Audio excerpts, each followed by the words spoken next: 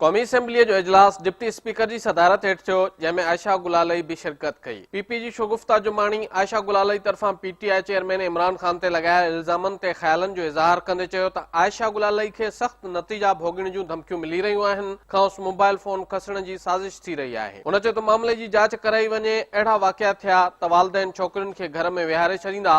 नून league जी मारी मेमण आयशा गुलालई बाबति ॻाल्हाइण शुरू कयो त पीटीआई जूं औरतूं सीटुनि ते बीही रहियूं ऐं एहतजाज शुरू कयो। हंगामो उन वक़्तु वधी वियो जॾहिं नून लीग जी औरतुनि आयशा आयशा जा नारा लॻाइण शुरू कया। मारी मेमण पंहिंजी ॻाल्हि जारी रखंदे चयो त हू कसम खणी चवे थी त आयशा गुलालई जी ॻाल्हि दुरुस्त आहे।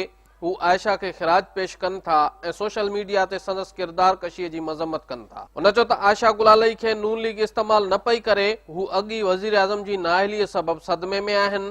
अहिड़ा अमल त पीटीआई वारनि जा आहिनि। वज़ीर आज़म शाहिद खाकान अब्बासी ॻाल्हाईंदे चयो त हुन आईजी इस्लामाबाद खे आयशा गुलालई खे तहफ़ुज़ फराहम करण जी हिदायत कई आहे। क्योंकि मैंने सुना है कि उन्होंने टीवी पर कहा कि मुझे खतरा है, तो मैंने आईजी इस्लामाबाद को इंस्ट्रक्ट कर दिया है, वो उनको 24 घंटे प्रोटेक्शन ऑफर करेंगे। हुन चयो त आयशा गुलालई जा इल्ज़ाम संजीदा मामिलो आहे, इहो रुगो इल्ज़ाम चई नज़रअंदाज़ न थियणु घुर्जे। वज़ीर आज़म चयो त इहो ऐवान जे तक़दुस जो मामिलो आहे।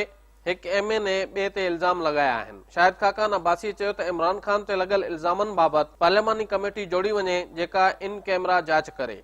In camera AAP special committee बनाएं जो इस मामले को कंसिडर करे और रिपोर्ट हाउस को दे दे ताकि ये बात खत्म हो सके। तहरीक इंसाफ जी मेंबर शीरीन मज़ारी वज़ीर आज़म जी तजवीज़ रद्द कंदे चयो त नून लीग औरतुनि ते हमले जो ट्रैक रिकॉर्ड रखे थी। हुन चयो त ख्वाजा आसिफ असेंबलीअ में खेसि गारियूं ॾिनियूं त नून लीग जूं औरतूं ख़ामोश छो रहियूं। ख्वाजा आसिफ अॼु ताईं खांसि माफ़ी नाहे वरिती। शीरीन मज़ारी चयो त ख्वाजा आसिफ में एतिरो शर्म हया नाहे जो हू असेंबलीअ में खेसि गारियूं ॾिए थो। जांच करणी आहे त इन मामले खां शुरू कई वञे, मनपसंद एहतसाब न हलंदो। इजलास दौरान आरफा ख़ालिद मामले जी इन कैमरा जांच लाइ ख़ासि पार्लियामानी कमेटी क़ाइमु करण लाइ रिथ पेश कई, जंहिंखे ऐवान मंज़ूर करे वरितो।